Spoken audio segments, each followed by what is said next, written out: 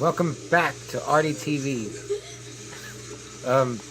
In the Edward Lee Black Train book review, that was um, grotesque organ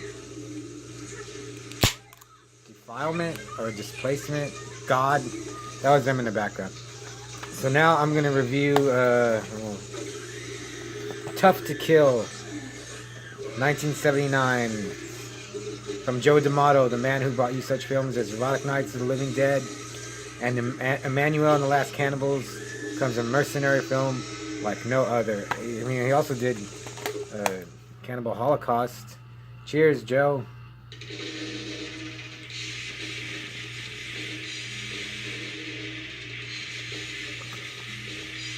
That's Squash Bowels in the back, if you can hear that. Okay. Tough to Kill. Deep in the African bush, there's a mercenary with a contract for $1 million on his head. Just his head.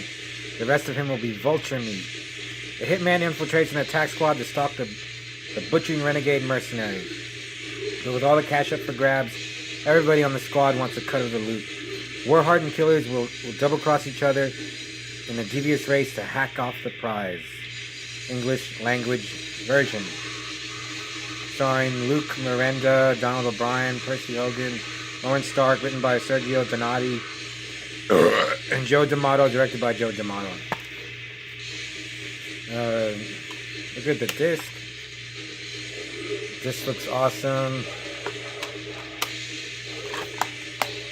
There's a cover. And none of these guys are in this movie. Maybe that guy kind of looks like the main guy, Martin. But it's also awesome, right? It's an awesome name, Tough to Kill. I wish I knew who the cover artist for these was, because it's very recognizable. Movie's not that great. Like, I had seen it before, and I remember thinking, man, this is really boring. You take a drink.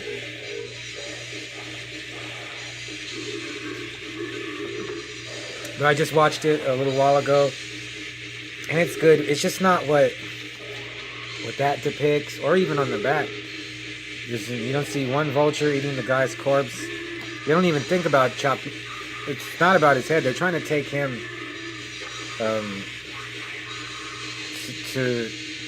for the bounty to whoever wants him. But they don't even get the idea of just chopping off his head until later. And then when they do chop off his head, you don't see it. There's some not good action scenes. They are pretty mean. There's a black dude named Wabu, and they're pretty mean to him. It does get kind of racist. They never say the N-word, or they do mean stuff to him because he's black, it seems like.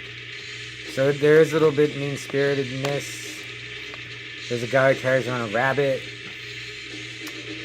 There's really no... from the guy that made Cannibal Holocaust, it's nothing like that. It is pretty good, actually. I mean, the story is good. I like the story. I like the idea. Like mercenaries double-crossing each other for a bounty. This would make... You know what? If someone remade this, like Robert Rodriguez, perhaps, or Tarantino, or Edgar Wright, I guess, or Mike Mendez. He hasn't made a jungle movie. Like Mike Mendez, you remake Tough to Kill, because it sounds like that. $1 million on his head, just to say the rest of them will be vulture meat. They could do that. They could have some badass like shootouts like Rambo or Rambo 2008 or Punisher Warzone. They could show the decapitation. Just be more brutal. So there's like a good movie.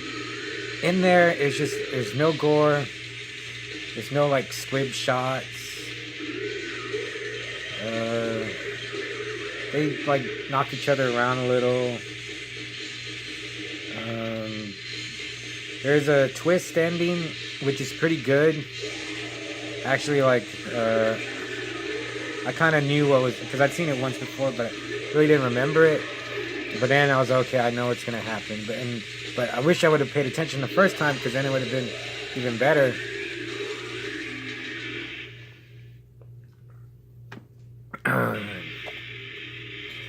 Really, I'm just gonna trade this to 9 lives, or I don't know. I might just hold on to it just for the cover and never watch it again. This is not one like, like any of the movies I named, or like Cannibal Holocaust you could watch over again. Evil Dead 2, All Evil Dead, Chainsaw Massacre, like I said, Punisher Warzone and Rambo 2000. It's just not that kind of movie that, I mean, maybe. I mean, I like jungle action, mercenary war movies, but there's a lot better than this one, which sucks, because I remember getting it and I was like, oh, Joe D'Amato, just look at it again. I'll look at it. I can look at it there. Man, look into my eye. Tough to Kill. I give it 3 out of 5 Manos Hands of Fate, just because. Oh, and the quality is terrible in this. Maybe it was like a Blu-ray with a lot of extra features and like cool menus and like the soundtrack. The music's pretty good, actually. And again, the actors are pretty good. There's really no bad guy. I guess all the mercenaries are kind of bad guys, but there's no like heavy bad dude or like boss battle.